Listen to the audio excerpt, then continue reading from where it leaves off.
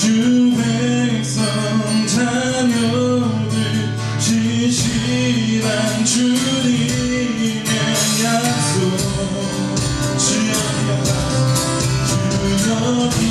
기억하소서 주 백성 자녀들 진실한 주님의 약속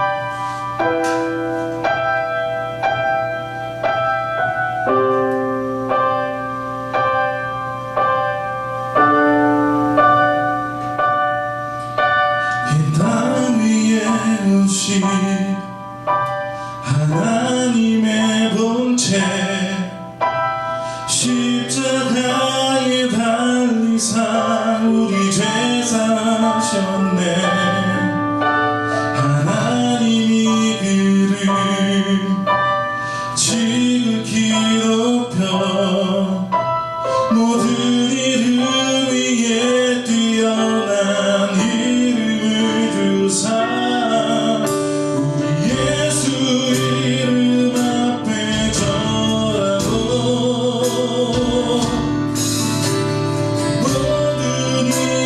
주를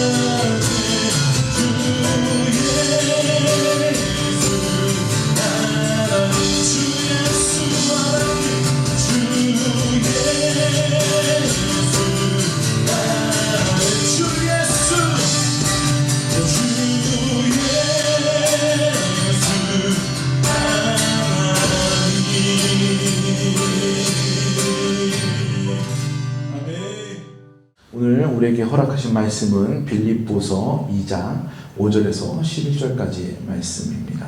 제가 봉독합니다. 너희 안에 이 마음을 품으라. 곧 그리스도 예수의 마음이니 그는 근본 하나님의 본체시나 하나님과 동등됨을 취할 것으로 여기지 아니하시고 오히려 자기를 비워 종의 형체를 가지사 사람들과 같이 되셨고 사람의 모양으로 나타나사 자기를 낮추시고 죽기까지 복종하셨으니 곧 십자가에 죽으심이라. 이러므로 하나님이 그를 지극히 높여 모든 이름 위에 뛰어난 이름을 주사 하늘에 있는 자들과 땅에 있는 자들과 땅 아래에 있는 자들로 모든 무릎을 예수의 이름에 꿇게 하시고 모든 입으로 예수 그리스도를 주라 시인하여 하나님 아버지께 영광을 돌리게 하셨느니라. 아멘. 요즘 드라마나 연애 소설 같은 거, 영화 이런 걸 보면 많이 등장하는 것이 그 연인들이 다툼을 하는데 굉장히 쓸데없는 것으로부터 이렇게 다툼을 시작합니다. 사소한 오해라고 할 수 있겠죠. 이런 서로의 본심이 아니라 오해를 함으로써 그 본심을 보지 못하고 생기는 다툼이 시발점이 되어서 서로 멀어져가는 과정이 막 나오고 그 과정에서 본심을 깨닫게 되어서 다시 가까워지는 아름다운 해피엔딩을 맺는가 하면 때로는 그 본심을 끝까지 알지 못하다가 안타깝게 이렇게 헤어져서 끝을 맺는 그런 이야기들을 우리가 많이 볼 수 있습니다. 이런 이야기들이 사람들에게 관심이 가는 이유, 사람들이 그런 이야기들을 보는 이유는 우리들에게도 있을 법한 혹 우리의 경험이 되는 그런 이야기들이 되기 때문일 것입니다. 사람의 본심을 아는 것이 얼마나 어렵고 그것이 얼마나 중요한지 우리는 우리의 경험을 통해서 다 알 수 있습니다. 요즘 교회가 코로나19 바이러스로 인해 세상 사람들의 관심을 엄청나게 받고 있지 않습니까? 물론 이 중에는 이단에서부터 시작된 관심이지만 세상 사람들의 시선에는 이단이나 교회나 다 똑같은 거 아니냐라는 그런 시선을 갖고 있고 교회도 똑같이 구분하지 않고 주식하고 있는 모습을 볼 수 있습니다. 이런 모습을 보면 우리는 아닌데 이거는 좀 억울한데 이렇게 읍소할 수 있겠습니다. 그러면서도 연일 터지는 이런 소식 중에 일반 교회들이 이슈가 되고 있고 이런 부정적인 영향을 사회에 끼치는 일부 교회들의 모습을 보면 제 낯이 부끄럽기 그지없습니다. 이런 와중에 칭찬받는 교회들도 있어요. 이런 와중에 잘했다고 소문나는 교회들도 있지만 부정적인 뉴스가 워낙 크게 터지는 바람에 이런 것들을 묻혀버리고 부정적인 이미지들이 더 크게 알려지는 이 사실들이 얼마나 안타까운지 알 수 없습니다. 이런 사건과 사고 속에 많은 교회들과 교인들이 각자의 사정이 있고 또 환경 속에 있는데 표면에 드러나는 것 위에 그 속에 어떤 본심이 있는지 무척이나 궁금한 때가 아닐 수 없습니다. 그리고 그 본심이 과연 우리 하나님의 본심과 얼마나 가까이 있는지, 얼마나 하나님의 본심을 이해하고 있는지도 의문이 들 때가 있습니다. 우리가 이렇게 다른 교회들만 볼 것이 아니라 우리 힘찬 교회는 어떤지, 힘찬 성도들의 그 마음의 중심은 하나님의 본심과 얼마나 가까이 있는지 오늘 말씀을 통해서 한번 점검해 보았으면 합니다. 예수님께서는 원래 이 땅에 오시기를 낮은 자리로 임하셨습니다. 이 땅에 영광을 취해서 오신 것이 아니라 섬기기 위해 오셨다라고 말씀하고 있어요. 오늘 보면 7절 말씀에 보니까 자기를 비워 종의 형체를 가지사 사람들과 같이 되셨다라고 말씀을 하고 있는 것을 볼 수 있어요. 사람들과 같이 되셨다라고 말씀하고 계시는데 사람들 중에는 많은 부류의 사람이 있는데 그 중에 하필 종의 형체를 가지셨다라고 말씀하고 있어요. 우리는 이것에 집중하여 볼 필요가 있는 것입니다. 마태복음 20장 28절에 보니까 예수님께서 이렇게 말씀하시죠. 인자가 온 것은 섬김을 받으려 함이 아니라 도리어 섬기려 하고 자기 목숨을 많은 사람의 대속물로 주려 함이니라 라고 명확하게 말씀하시는 것을 볼 수 있습니다. 이 땅에 섬김을 받으려고 했던 사람들은 성경에 어떤 사람들이 묘사되고 있습니까? 유대의 지도자들이었고 율법교사였고 바리새인들이었습니다. 그들은 어떤 사람이었어요? 예수님을 잡아 십자가에 못 박으려고 하였고요. 예수님을 몰아내는 사람들이었고 예수님의 반대에 섰던 사람들이었습니다. 교회가 사람들을 섬기려 하지 않고 성도가 교회를 서로를 섬기려 하지 않고 스스로 자랑하려고 하고 사람들 위해 높이 서려고 한다면 이것은 하나님이 원하시는 교회의 모습, 성도의 모습이 아닌 것입니다. 이것은 오히려 예수님의 반대편에 서 있는 바리새인들과 유대교회의 지도자들과 같은 그런 다름없는 모습일 것입니다. 이야기를 들을 때 우리는 다 속으로 나는 아니야, 우리 교회는 아니야 라고 생각할 수 있겠습니다. 그런데 여러분 한번 생각해 보십시오. 예수님께서 예루살렘으로 입성할 때에 정말로 많은 사람들이 예수님이 보이지 않을 만큼 모여서 도로에 자기 겉옷을 벗어 길을 만들고 예수님이 타신 나귀가 지나갈 수 있도록, 그리고 호산나 호산나 외치며 종려나무 가지를 꺾어 소리를 지르던 많은 무수한 군중들이 있지 않았습니까? 이 사람들이 며칠 후에 자기 입으로 예수님을 십자가에 못 박으라라고 소리치는 군중의 한 사람이 되리라고 생각이나 할 수 있었겠습니까? 누가 그 가운데 호산나 외치면서 동시에 나는 며칠 뒤에 예수님을 십자가에 못 박으라라고 소리쳐야지 라고 생각했겠습니까? 그런데 이들이 돌아서서 예수님을 십자가에 못 박으라고 소리치지 않았습니까? 어떻게 이런 일이 가능할까요? 이들은 예루살렘으로 입성하는 예수님의 본심을 오해했습니다. 그렇기 때문에 그 마음을 알지 못하였기 때문에, 그들 스스로 그 마음을 해석하였기 때문에 그들이 그렇게 변하였던 것입니다. 요즘 교회를 욕하는 사회 속을 보면 속으로 이걸 참아, 이거 나가서 반박해? 막 이런 갈등이 막 생깁니다. 아닌 건 아니라고 소리치고 싶어요.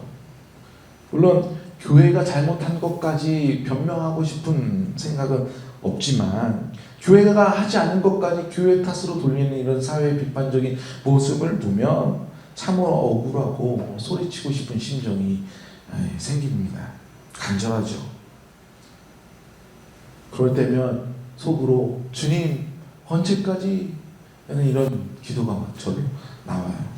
하지만 오늘 본문 8절을 보면 자기를 낮추고 죽기까지 복종하셨으니 곧 십자가에 죽으심이라 라고 말씀하신 것을 보면 이런 마음을 갖고 있는 내가 아직도 부족하구나 라고 반성하게 됩니다. 마태복음 18장에 보면 베드로가 예수님께 내게 죄진 자에 대해서 얼마나 용서해야 됩니까? 라는 질문을 하죠. 그런데 예수님께서 18장 22절에서 이렇게 말씀하십니다. 예수께서 이르시되 내게 이르노니 7번뿐만 아니라 7번을 70번까지라도 할지니라 라고 말씀하시죠.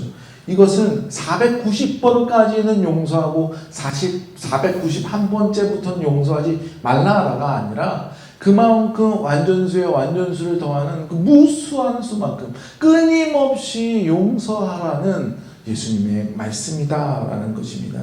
이것이 바로 예수님의 마음이라는 거예요. 그러도 또한 우리도 이렇게 용서해야 될 이유가 무엇이 있겠습니까? 우리 주님께서도 오늘 우리를 그렇게 용서하고 계시고 지금도 참아주고 계시기 때문 아니겠습니까? 이것이 바로 예수님의 본심 아니겠습니까? 힘이 센 사람이 자기보다 약한 사람이 자기에게 실수했을 때 그것을 혼내지 않고 타이르며 용서하는 모습을 보면 의롭다 하는 그런 마음을 갖게 됩니다. 그런데 힘이 약한 사람이 센 사람에게 어쩔 수 없이 그가 실수했으나 내가 그를 어떻게 하지 못해서 내가 속으로 그냥 용서하자, 내가 참아야지, 이런 모습을 보면 좀 안쓰러운 그런 그림이 그려지지 않습니까? 여기서 예수님께서 참아주시고 또 용서하시는 은혜가 정말로 얼마나 엄청난 것인지 드러나는 것입니다. 본문 6절에 보면 그는 근본 하나님의 본체시나 하나님과 동등됨을 취할 것으로 여기지 아니하시고, 예수님께서는 사람의 모습으로 오셨지만, 사람으로 오셨지만 그가 본래는 하나님이었다라고 말씀하고 있어요. 하나님의 아들로서 이 땅에서도 많은 이적과 기적을 베푸신 것을 통하여서 그 능력을 보이시기도 했습니다. 그런 능력의 주님께서 십자가를 지신 것은 유대 지도자들이 예수님의 힘에 능가했기 때문에도 아니고, 예수님을 이겼기 때문도 아니고, 예수님의 능력이 부족해서 잡히셔서 십자가를 지신 것이 아니라, 그것이 바로 하나님의 뜻이었고, 예수님 스스로가 그 뜻을 이루기 위해 자신의 자의에 의한 섬김의 결정이었던 것입니다. 모든 인류를 안을 수 있는 그 넓은 팔이 있는 분이 가장 낮은 곳으로 들어가 그 죄를 안고서 십자가를 지셨기 때문에 그 십자가가 의미 있는 건 아니겠습니까? 교회가 커서, 교회가 재정이 많아서 사람들에게 존중받는 것은 아닙니다. 오히려 그렇게 크게 교회를 짓는 모습을 보면 오히려 사람들이 비판하고 욕할 뿐이지 전혀 칭찬하지 않는 것을 볼 수 있지 않습니까? 다른 사람들이 후원하는 곳에 교회 이름을 드러내어서 후원했다고 그 교회 잘하였네 라고 칭찬하는 모습을 볼 수 없어요. 다만 칭찬한다면 다른 기업들이나 후원 사업가들이 하는 만큼만 칭찬받을 수 있을 것입니다. 그런데 때로는 우리 사회에서 정말로 힘들게 살아가는 사람이, 폐지를 모아서 살아가는 노인들이 그 전 재산을 털어 그곳에 후원하였다, 기부하였다라는 소식을 듣게 되면 아낌없이 칭찬하지 않습니까? 그런 모습이 바로 우리 교회의 모습이 되어야 되지 않을까 생각이 됩니다. 교회의 능력은 세상의 재정이나 크기의 힘의 원리로 나타나는 것이 아니라 하나님의 몸으로 온전히 있으면서 하나님의 뜻대로 움직일 때에 그 능력이 나타나고, 그것이 바로 우리의 힘이 됨을 여러분 믿으시기 때문입니다.